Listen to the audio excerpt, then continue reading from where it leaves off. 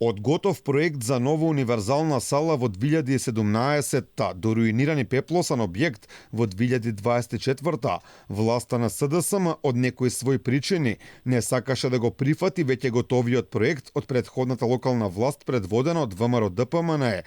Коце Трајановски, поранешниот градоначалник на Скопје, за Алфа вели дека на Петре Шилегов му оставил целосно подготвена документација за изградба на овој култен објект, но тој го одбил поради политичка омраза кон ВМРО ДПМН. Проектот од мандатот на Трајановски бил вреден 15 милиони евра со подземни паркинг места кои ги има секаде во Европа, додека оној на кој Шилегов работеше целиот мандат барем декларативно беше проценет меѓу 13 и 14 милиони, но без подземните паркинг места. Со зајдењето на господинот Шилегов за градоначалник, меѓу првите пресуви го направи токму пред универзалната сала и во неговата изборна програма многу јасно стои: веднаш. Значи веднаш пишува, веднаш ќе почнеме со изградба на универзалната сала. Дали со нов проект или со стар. Меѓутоа овој проект не го прифати. Не го прифати, мислам дека не го прифати според моје мислење поради огромната политичка омраза према ВМРО ДПМН. Покрај Шилегов, овој проект не сакал да го реализира ниту поранешниот министер за култура, иако за речиси иста сума со онаа на Шилегов биле предвидени подземни паркинг места кои ги немаше во проектот на градоначалникот на СДСМ. Роберт Лодјозовски исто така останал слеп пред планот на Трајановски.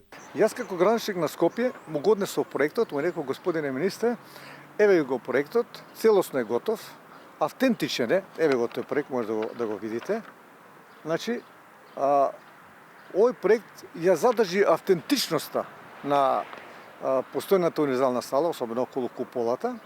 Исто така, нови, дополнителни имаше предвидено конгресни сали, мали, поголеми сали за состаноци. Јас му реков исто така: вие ќе бидете забележани во историјата како дека вие сте ја направиле таа универзална сала, не јас, не било кој, вие како министер, вие ќе сечете лентата, а граѓаните ќе добијат навистина добар културен центар. А Петре Шилегов уште на стартот на својот мандат во 2017 најави нова универзална сала, но таа почна да се обновува дури за време на предизборната кампања за локалните во 2021.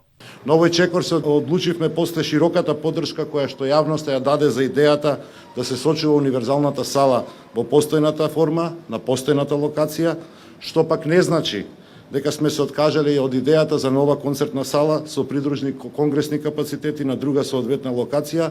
По промената на локалната власт, новата градоначалничка ја запре реконструкцијата.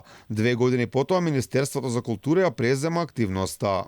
Веќе наредна недела изведувачот ќе почне таму да работи на објектот, да го расчисти објектот и да почне веќе да гради, затоа што ги имаме и парите, ги обезбедивме сите други потребни, ги завршивме и сите други потребни процедури и веќе е крајно време таму да започне работата. Меѓутоа, ни на крај памет, ниту мене како министерка, а верувам дека ниту на граѓаните ќе им паднеше дека за еден ваков проект, кој што на вистина не треба да биде предмет на никакво препукување, најмалку на политичко, ќе треба да молиме за целосна документација.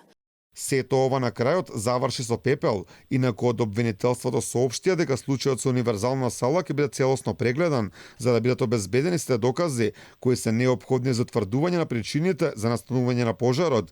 Стручно вешто лице ќе се произнесе дали пожарот е евентуално предизвикан од човечки фактор или се работи за несреќен случај.